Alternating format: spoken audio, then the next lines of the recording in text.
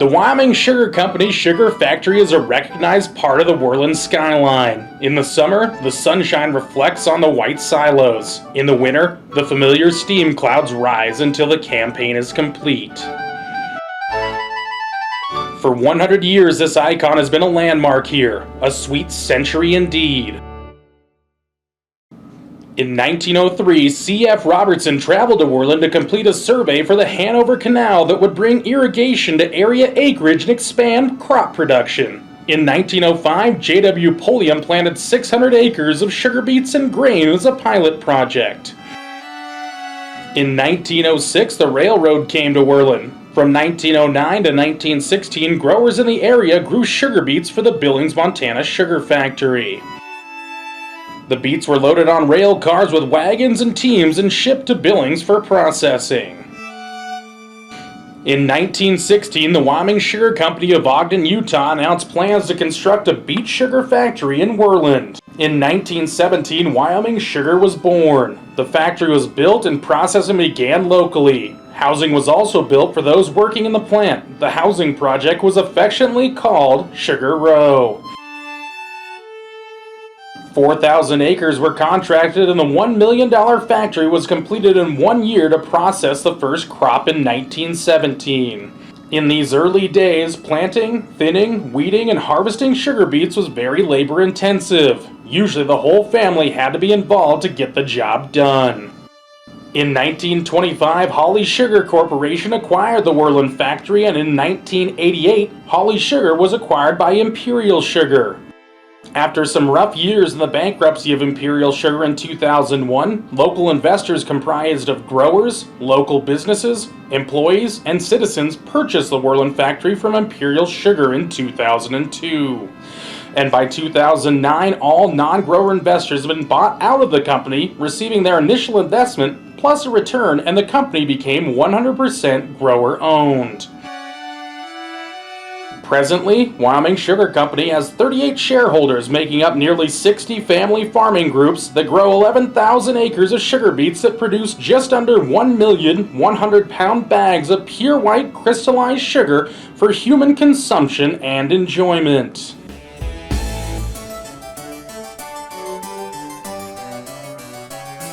While the snow is still on the mountains, seeds are planted. The seeds are engineered and mechanical planters space them so human thinning is no longer needed.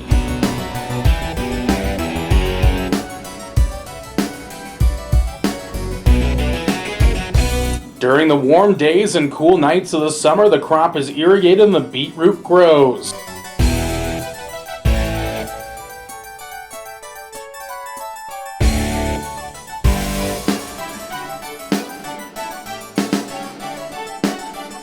As autumn approaches with the cooler temperatures, the sugar content of the beets increases.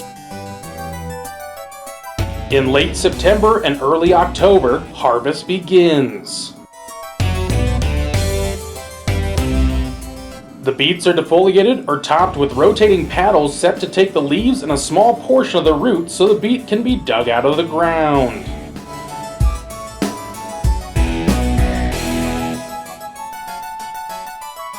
The digging equipment extracts the beet and loads it into trucks.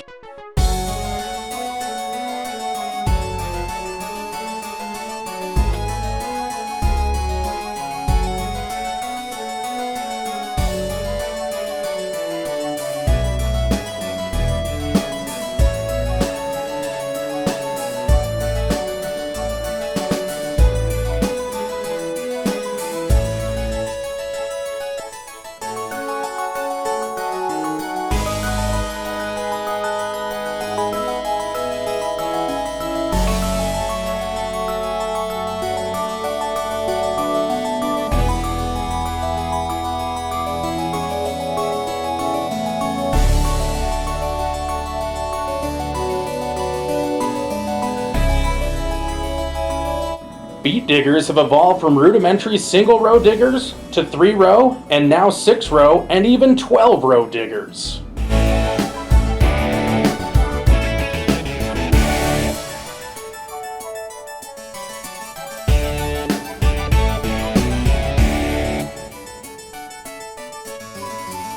The trucks carry the beets to the piling station. The trucks are weighed into the yard, the beets are dumped into pilers and are stored in large piles to be processed later.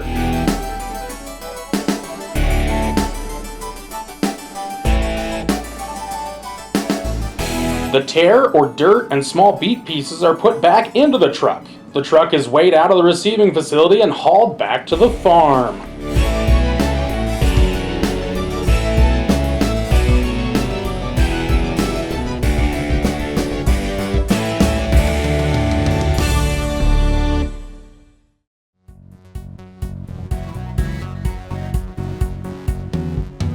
The beets are loaded back onto trucks and dumped into the flume to be carried into the factory. This washes the beets and separates them from rocks and other contaminants.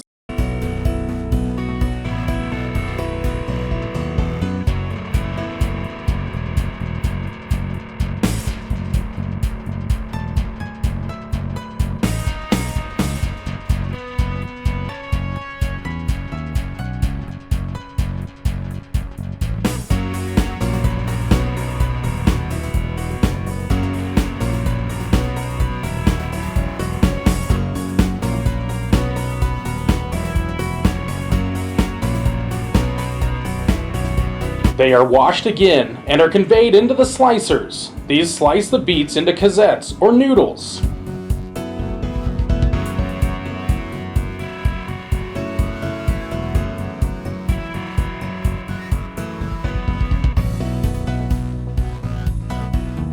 At this point in the process, science kicks in. The cosettes disappear into a diffuser. Through the process of osmosis, sugar is extracted from the cosettes that are immersed in hot water. The leftover beet pulp is used as a livestock feed.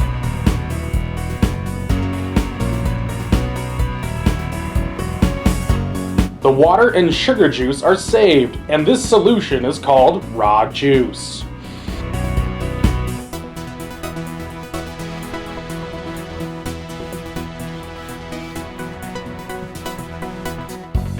Impurities in the raw sugar juice are removed by mixing the juice with milk of lime, then treated with carbon dioxide gas. From this carbonation process, the product next goes into the filters, where the lime cake mud is separated from the juice. This mud is then pumped to the factory's lime pond. The mixture passes through a big tank called a white pan, which allows the thick juice to boil at a low temperature. After the dried pulp and lime cake have been removed, the next step is evaporation. Boiled under vacuum, the juice flows from one evaporator to another until a heavy syrup, which is filtered once again, remains. In the crystallizers, the syrup is boiled, stirred, and cooled, and crystals begin to form. At this point, what began as sugar beets becomes a syrupy liquid containing the sugar for crystallization. On the pan floor, sugar continues boiling under vacuum and takes on the consistency of fudge. The heavy liquid heads to the centrifuges, where machines whirl the sugar at 1200 revolutions per minute and dry it with filtered, heated air. The syrup exits through miniature holes in the centrifuges, leaving pristine white sugar crystals. The remaining bitter syrup is molasses, a product used in the manufacture of citric acid, animal feed, antibiotics, yeast, and other products. As for the pure white stuff, from here on out, it's a matter of packaging the product and shipping it out. We at Wyoming Sugar are proud to have completed our first century, and with our 101st harvest and processing in the fall of 2017, we are excited to begin our second 100 years.